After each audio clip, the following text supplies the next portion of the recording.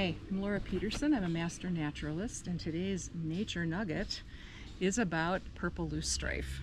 So purple loosestrife is a native of Europe and Asia, but not North America. The first time it was spotted here was in 1869 on the shores of Lake Ontario, and it came the way so many other plants come from Europe. It came in the ballast of cargo ships and people bringing seeds because they thought it was beautiful, and it is pretty. For decades after that, nurseries sold the plant as an ornamental, and hence it spread across the U.S.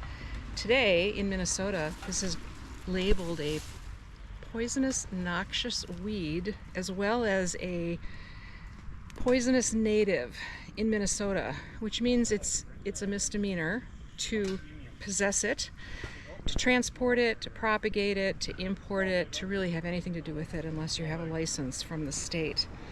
So the reason that we don't like it, although it's beautiful, is because it has such invasive potential. This really knocks out our native population of things that grow in wetlands as well as roadside ditches. So it takes over our own plants and prevents them from growing.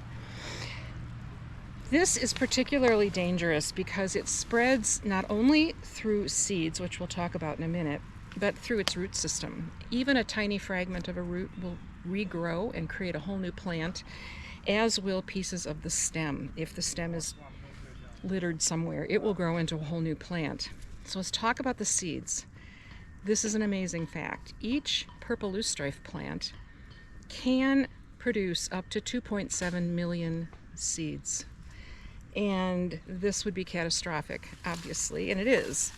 These are carried by the wind, by humans, by animals, watercraft, water, any method. These seeds travel and then create new plants.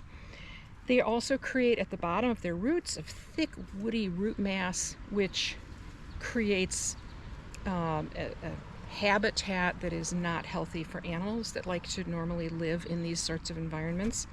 So you can identify this pretty easily, although it looks a lot like vervain or fireweed. You can identify it because the stem is square. And I just think that is amazing. This is a completely square stem.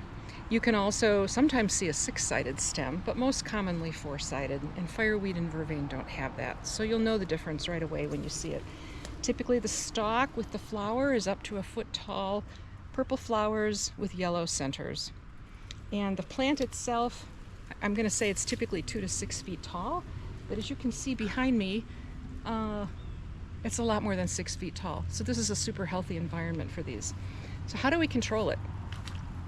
And I said control, not eradicate, because eradication isn't even the goal anymore. It's simply control. One is you can be super careful about your boats and your water toys, water equipment, and make sure you rinse everything off when you take it out of the lake. You can also use glyphosate, which is Roundup, which we tend to not want to do. There is a special type of Roundup or herbicide that you can use in water environments, but the preferred method right now is through a beetle. This beetle is called the Garicella beetle. It's a tiny little brown beetle. It was first discovered in Europe because that's where these live. People in Europe were complaining that it was killing their gorgeous crops, and so we imported it over here. This beetle is very specific and only feeds off of the purple loosestrife plant. Populations were established here in 1992, and they've discovered that about 90% of the populations that were established have remained in those locations and are thriving. The beetle overwinters, so it can reproduce and continue its work year after year. And in order to move the beetle around, you do need a permit or a license from the state of Minnesota, but that's easy to get. And you can also rear the beetles at your home if you'd like.